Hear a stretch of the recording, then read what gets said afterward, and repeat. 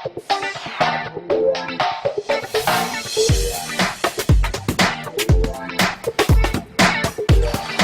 Jungle. Audio Jungle. Audio Jungle.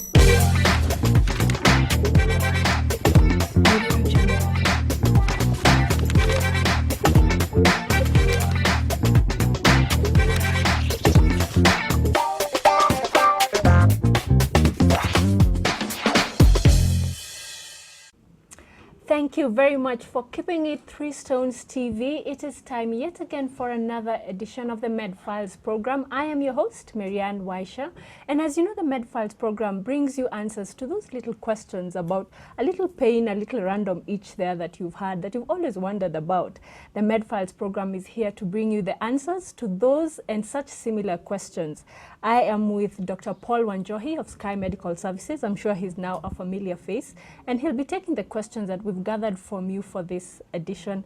Daktari, once again, we are grateful. We say thank you. Thank you too. And the questions, as I've seen from today, just keep getting more and more interesting, if you ask me. You know, there are things that people are getting more open to ask about. So I think we are having some impact, and I think you've also had some feedback from, you know, some of the programs that we've done. That's true. I have. Good. So I think we are having some good impact. That's good. Yeah. So I think we start with the first one. We have something on eggs. We have something, I think, on mattresses and backaches. So let's see what they've asked. Okay. All right.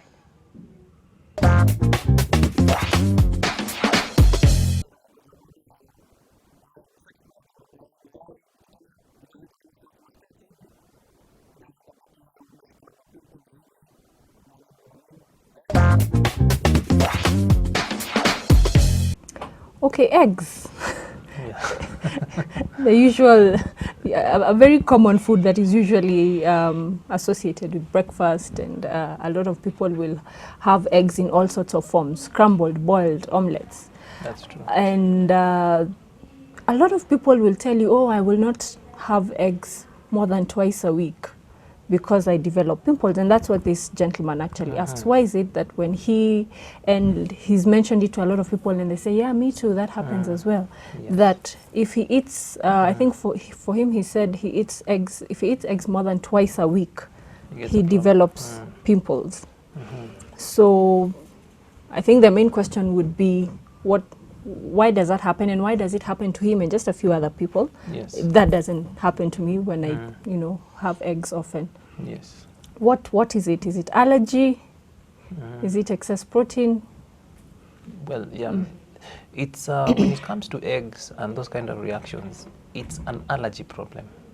It's an allergy problem. It's not really an excess protein problem. Excess protein per se will not really cause a problem. Because people talk about when people get reactions, they say that I'm being exposed to too much protein, that's why I'm getting a bit of a reaction. But protein per se will not cause a reaction, no. And the amount is really not important. In some people, they develop allergies to certain proteins, which are found in certain foods. And eggs is one of those foods which commonly people develop allergies commonly to. There are certain specific proteins there, which in some people, when the body gets exposed to that protein, the immune system reacts like it's a harmful substance. So it mounts an immune response, and this immune response, which is mounted, what you see as a skin rash is probably an effect of that immune response. It might not even really matter about as I've said, the quantity of exposure. There are people who even very little quantities of eggs, they'll get a problem. And it's not just skin rash. Some people will get skin rash, which is part of the milder form of the allergy. Some people will get abdominal upset, they'll vomit and that kind of thing. They might get itchiness in the throat. Some people might get a severe reaction where they even have difficulty breathing. Just because of eggs? Yes. Not just eggs, there are also other things in the environment, but eggs commonly People see that, yeah. So this is an allergy issue. And in many people, this allergy develops in childhood. So when children are exposed to eggs, some children get reactions to eggs. Most children will, that kind of reaction will stop by the time they reach adolescence. Yeah. But in a few people, the reaction it can stays. persist, and they note that when they get exposure to eggs, they get a bit of a reaction here and there. So it's mainly an allergy thing. It's Yeah. mainly allergy. So Yes. when you say quantity is not really an issue, Yeah. how come like this particular gentleman says if he eats 2 eggs Yes. and goes 2 weeks, 3 weeks, Yes. he's absolutely fine. Yeah. If he eats 4 in a week, you know, Then there's a it problem. becomes now an issue of if you exceed a certain number within Yes. a certain period, then Yes. there is a problem. If he doesn't exceed that number, or maybe gives it a longer period of time, then he's fine. Okay.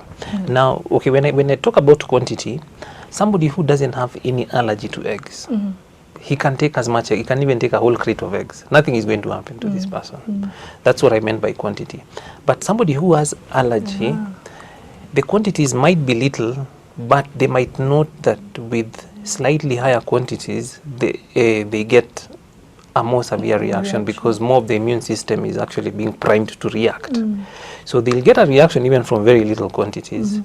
They might not notice it, but of course if they expose themselves for a much larger quantity, then they Then might it becomes notice. more Yeah. noticeable. So you see now this is somebody who they've noted that if they take 4 eggs a week, then they get a skin rash. Probably this is somebody who if they took 4 eggs a day, they might Wow. notice other symptoms which they might not be there right now. Yes.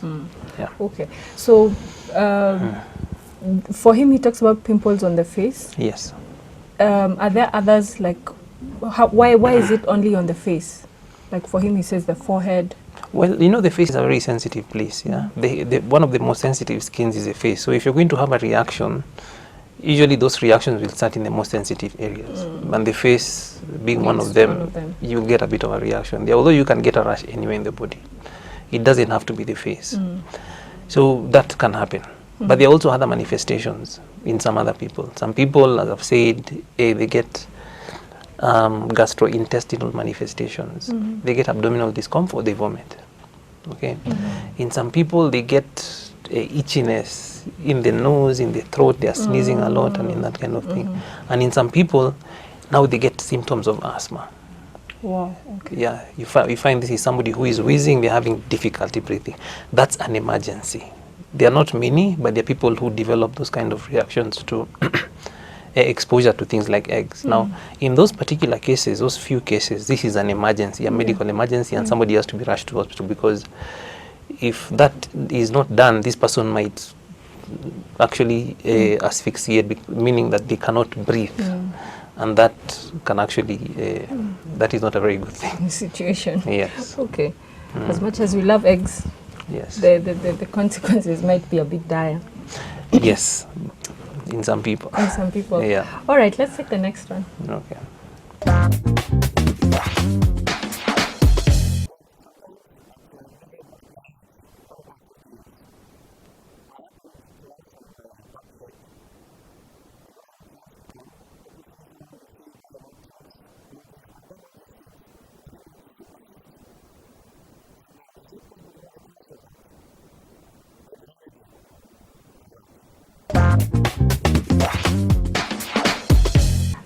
This man asks about his mattress.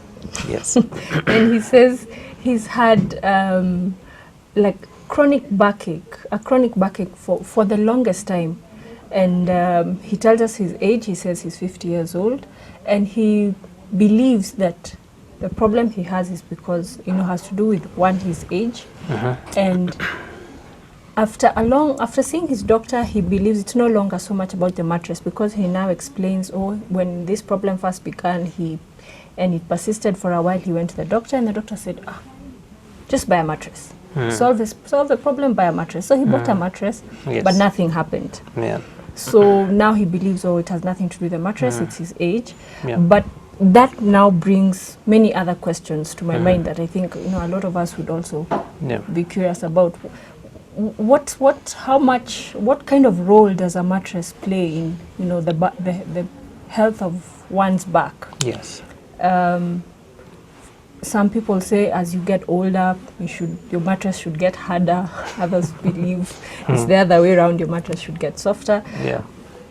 And is the mattress a factor in back health, and what kind of role does it play? Okay. The mattress. Okay, mattress is a factor, but looking at the bigger picture, it's about back care. By back care means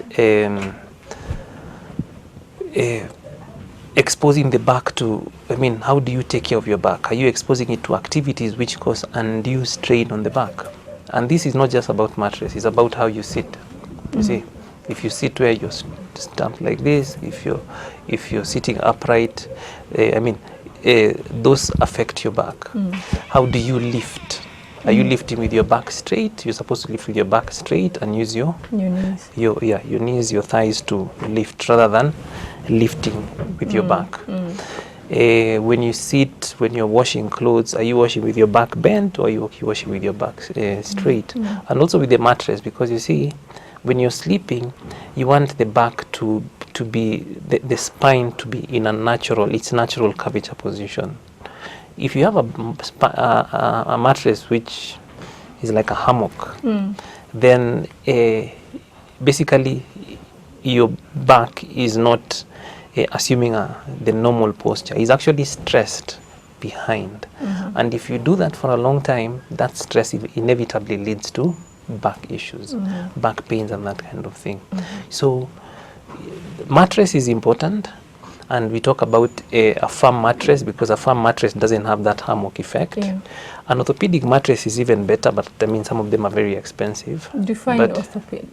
Yeah. What happens with an orthopedic mattress? An orthopedic mattress is a mattress which has been designed and in such a way that when you lie on it, it equalizes the pressure you put on the mattress. It distributes the pressure in a certain way, such that if you're lying on it, the places where the heaviest areas of your body depress the mattress the most. The places which are not as heavy, they don't depress the mattress. So you find that you can sleep flat on the mattress and certain areas on the mattress have been depressed, but if you look at your spinal curvature, like if you are lying on the side, it's straight. You see. So you maintain that very well. It's a special mattress. Yeah. But even a firm mattress, basically, more often than not, will be adequate. Okay. So that's an issue of back care. But in addition to back care, there is also something else, because as you grow old, it's true that there are certain changes. There's something called osteoarthritis. Osteoarthritis is something which, it's a degenerative change which happens in our joints, and it's age-related. You can look at it just like a natural age-related effect. And the spine has very many bones, so it has very many joints. So osteoarthritis can also affect the joints of the spine. And when that happens, this is somebody who will notice that I'm getting back pain more often. And there are things which I could do, kitambo, but now when I do them, then it becomes painful. This is somebody who maybe when they were younger, they would sleep in any kind of mattress without a problem. But now when they do that, they get a problem because there's an element of arthritis in the spine. And that causes symptoms. So when somebody grows older, back issues become more. And we are talking about mattress. Yeah, there's an element of the mattress, but there are also other things this person has to look at. As you have talked about the other issues, the back care issues, are they doing all those other things you have talked about? Yeah. Is this person overweight? Because that's another issue. Somebody who is overweight, there's a lot of stress on the back. And these are people who, if they lose just a bit of weight, they notice the back issues become better. Is this somebody who exercises? Because the back needs exercise. The back is supported by muscles, and those muscles need to be toned up for them to adequately and effectively support the back. If that doesn't happen, then there are stresses which go to the back, and this person gets back pains and that kind of thing. So a number of things have to be done, but it's true, the kind of mattress that you sleep on with all these other factors, it's a contributory factor to back. Yeah. Yes. So what would you say about, I know a lot of people will tell you, bora nilale.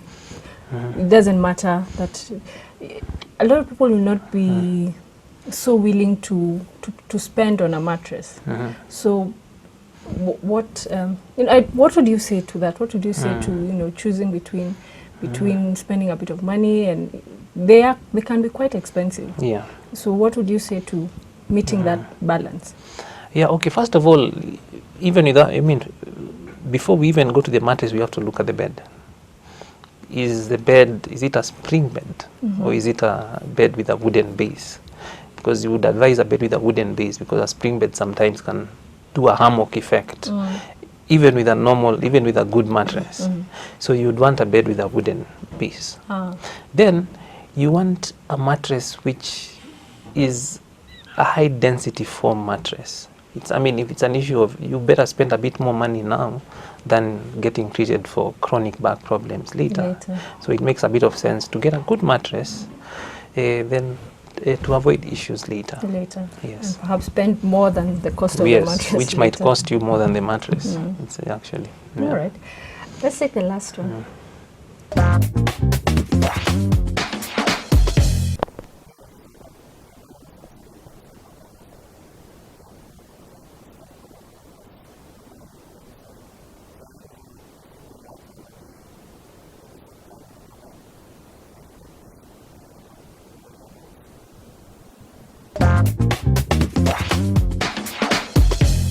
This one was a bit vague, but this is a young man who talks about pain on the left side of the body, but he says it's pain that starts with like the left side of the left arm, and then eventually comes to like the whole side of the left whole side of the body. Comes and goes, nothing too serious, so he hasn't really been to a doctor. But his main question is, could it be a heart problem? Okay, we don't have a lot of information from what he has given, but just from the information that he has given us, it's really highly doubtful that it's a heart problem, because the thing about heart problems, number one, the heart is mostly located in the left side of the chest. That's true, but heart pains are not on the left. He got that idea. Yes, most people think, I'm getting left-sided chest pain, maybe it's a heart. But interestingly, heart pains are not on the left. They're actually central, behind the sternum. Yeah, this bone here. So you don't find the left-sided chest pain. Then these pains are usually dull.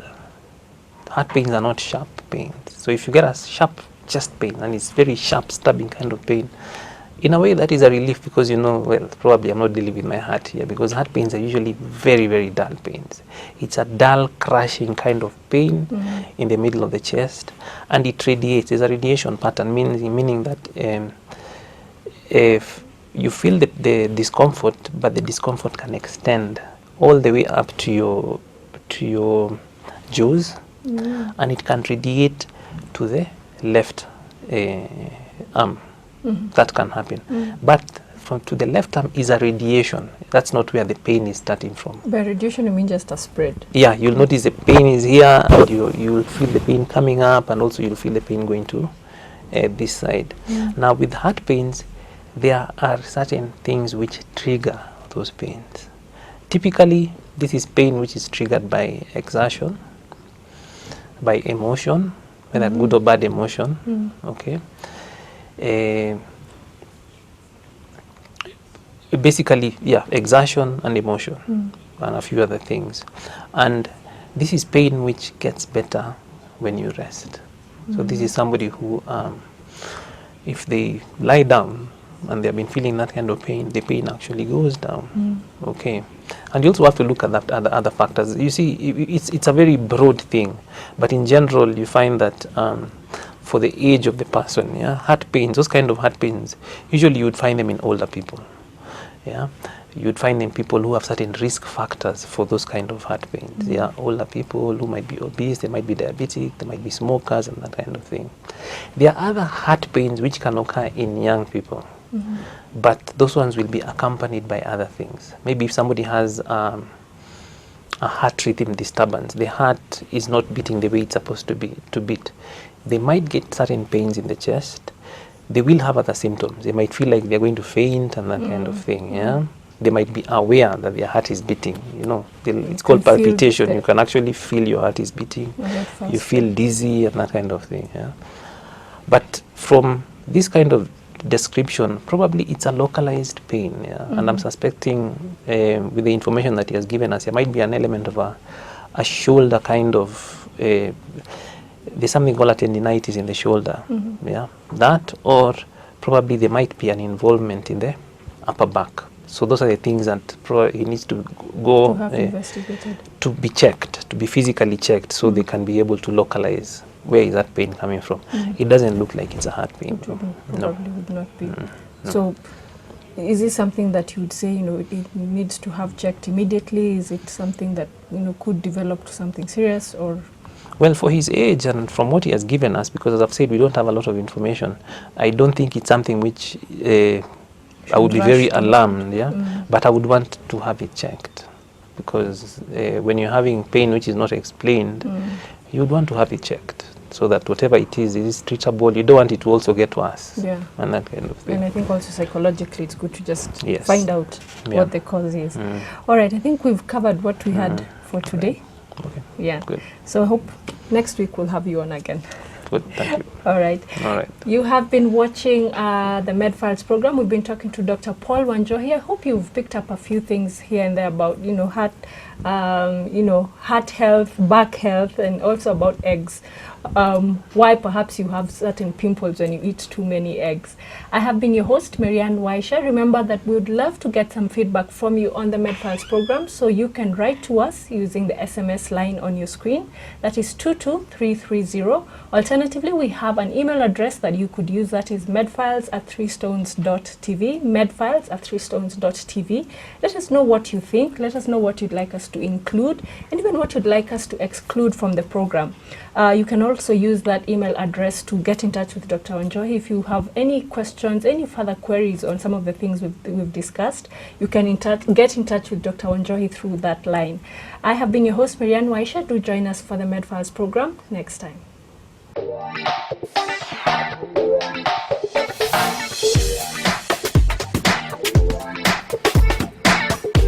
Audio Jungle. Audio Jungle.